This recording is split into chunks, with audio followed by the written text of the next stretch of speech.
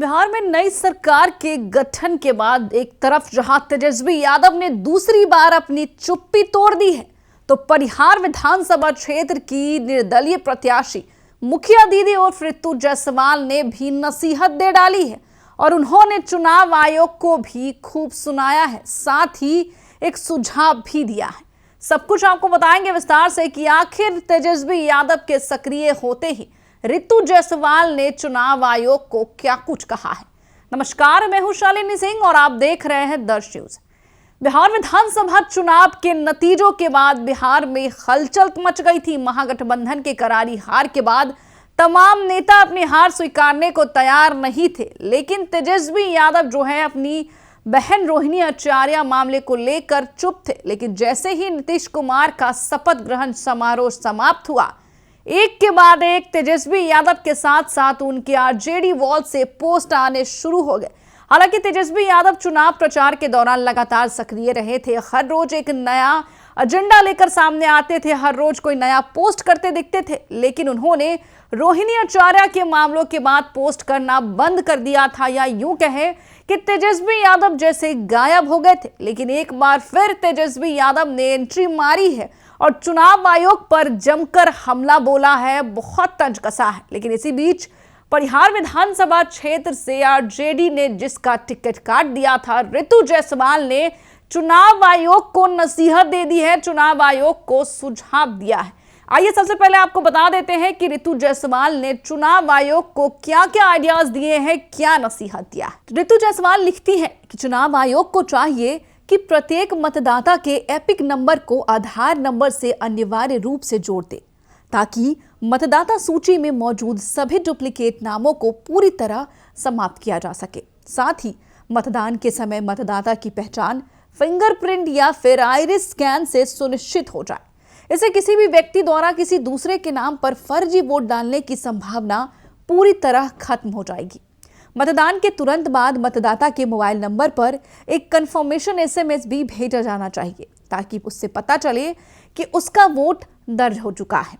इसके अतिरिक्त चुनाव आयोग को मतदान संपन्न होते ही अपने वेबसाइट पर प्रत्येक बूथ पर डाले गए कुल मतों की संख्या सार्वजनिक कर देनी चाहिए। ये प्रक्रिया चुनाव को और अधिक पारदर्शी बनाने में सहायक होगी। उंगली में स्याही लगाने की वर्तमान व्यवस्था पुरानी हो चुकी है। बदलते समय और उपलब्ध तकनीकी को देखते हुए चुनाव आयोग को भी अपनी कार्यप्रणाली में आवश्यक सुधार करने चाहिए। देखिए, आपको बता दें कि ये था रितु जायसवाल का पोस्ट, जिन्हें परिहार में मुखिया दीदी के नाम से भी जाना जाता है।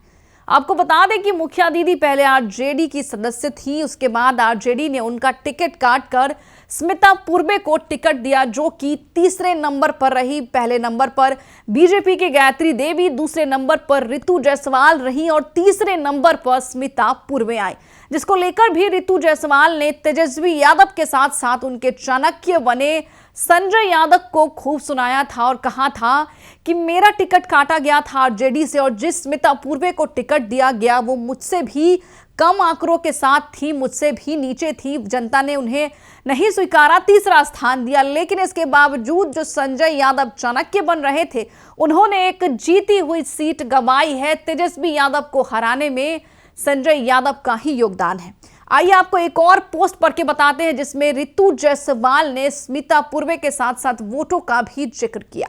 परिहार से राष्ट्रीय जनता दल की प्रत्याशी को जनादेश का सम्मान करना सीखना चाहिए। तीसरे नंबर पर खिसक जाने के बाद भी आप मुझ पर जिस बीजेपी को जिताने का अनगल आरोप लगा रही हैं, उसे बीजेपी को जिताने में 2020 में आपकी सास ने खुले मंच से और आपके ससुर ने पर्दे के पीछे से पूरी ताकत लगा दी थी और सिर्फ 1570 वोटों से हारने के बाद भी मैंने आपके सास ससुर पर किसी भी तरह की व्यक्तिगत टिप्पणी नहीं की थी और पूरी जानकारी पार्टी आला कमान को दे दी थी, ताकि संगठन उपयुक्त निर्णय ले सके। अगर आपके सास ससुर ने 2020 में पार्टी के खिलाफ षड्यंत्र न किया होता तो बीजेपी उसी साल परिहार से साफ हो गई होती।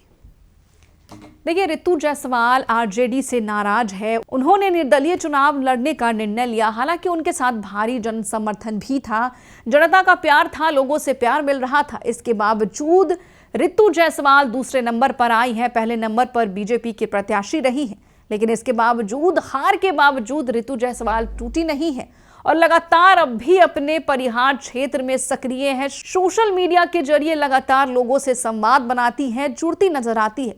लेकिन आपको बता दें कि उन्होंने संजय यादव पर बड़ा तंज कसा था। अगर उन्हें आरजेडी से टिकट दिया जाता तो इस वक्त आरजेडी के खेमे में एक परिहार विधानसभा क्षेत्र का सीट भी मौजूद होता। लेकिन संजय यादव, जो कि तेजस्वी यादव के चाणक्य बने घूमते फिरते हैं, उन्होंने रितु जायसवाल का टिकट काट दिया। हालांकि इस मामले में टिकट काटने को लेकर रोहिणी आचार्य, जो कि तेजस्वी यादव की बहन हैं, उन्होंने भी संजय यादव पर कई बड़े आरोप लगाए थे और यहां तक कह दिया था कि उनके घर से निकाले जाने पर भी संजय यादव और रमीज का बड़ा हाथ है। तो रितु जायसवाल ने भी कह दिया है कि जो चाणक्य बनते फिरते हैं, उन्होंने आरजेडी को हराने का काम किया है। बहरहाल इस खबर में इतना ही। बने रहे हमारे साथ और देखते रहे दर्श न्यूज।